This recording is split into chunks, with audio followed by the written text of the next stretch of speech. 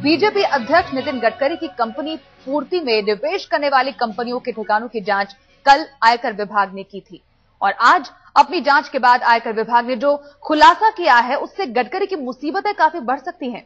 देखिए हमारी exclusive report.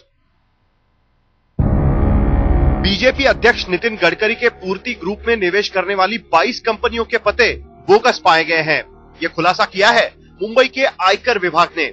मंगलवार को आयकर विभाग के 40 अधिकारियों ने मुंबई में उन 12 पदों पर कंपनियों के ठिकानों की जांच की थी जो रजिस्ट्रार ऑफ कंपनीज की वेबसाइट पर दिए हुए हैं। आयकर विभाग को अंदेशा है कि कहीं काले पैसे को सफेद बनाने के लिए ये कंपनियां तो नहीं बनाई गई।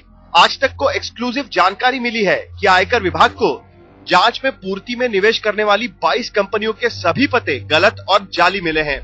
मीडिया में आई रिपोर्ट्स की पुष्टि करते हुए आयकर विभाग ने आज तक से कहा कि इन कंपनियों में एमडी और डायरेक्टर गडकरी के ड्राइवर, नौकर, अकाउंटेंट और ज्योतिषी जैसे लोगों को बना रखा गया था, जिनमें से कईयों को तो इसके बारे में जानकारी भी नहीं है।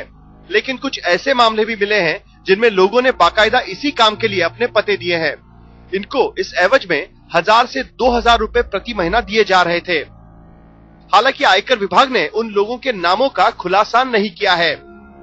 रजिस्ट्रार ऑफ कंपनीज की वेबसाइट के मुताबिक पूर्ति में निवेश करने वाली 17 कंपनियों के दफ्तर विद्या विहार के दामाजी श्यामजी ट्रेड सेंटर से चल रहे हैं।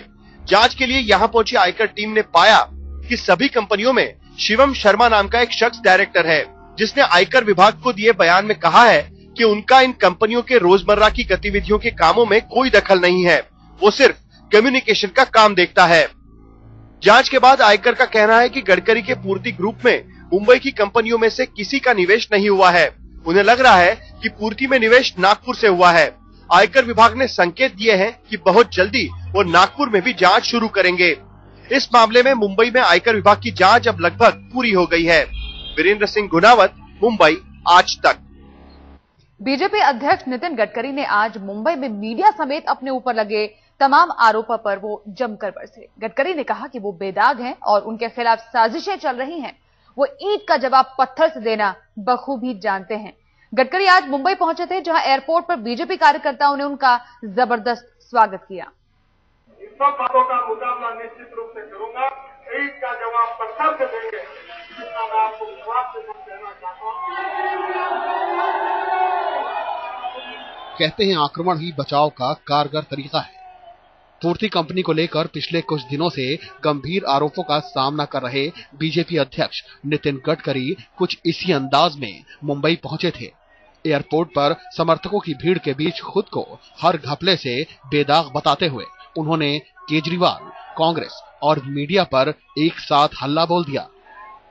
आने वाले समय में जब लोकसभा का चुनाव होगा तो भारतीय जनता पार्टी का ही प्रधानमंत्री बनेगा और एनडीए का शासन आएगा। इसलिए मुझे बदनाम करने के लिए कोशिश की गई। मैं तो किसी भी इंक्वायरी के लिए तैयार हूं, पर मेरी मीडिया ट्रायल दिखा कर झूठ बताया गया।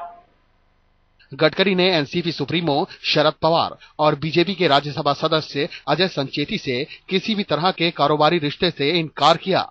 बातों बातों में रॉबर्ट वाड्रा का मुद्दा उठाया। कहा, कांग्रेस वाड्रा की जांच कराने से क्यों हिचक रही।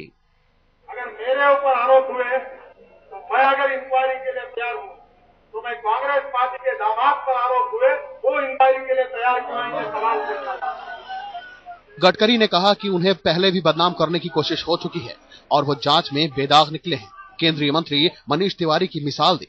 कहा, उन पर आरोपों के बाद तिवारी को माफी मांगनी पड़ी थी। हालांकि तिवारी कुछ और कहते हैं। महज ये कहना कि मेरे खिलाफ कोई राजनीतिक षड्यंत्र रचा गया है या दूसरे के ऊपर आक्रमण करना, इससे काम नहीं चलने वाला। काम तब चलेगा जब पारदर्शिता से जो भी बातें सार्वजनिक हुई हैं उसका ठीक जवाब जनता की कचहरी में रखा जाएगा। मुंबई में जब गडकरी मीडिया के सामने अपना बचाव कर रहे थे, समर्थक उनकी हौसला अफजाई में नारेबाजी कर रहे थे।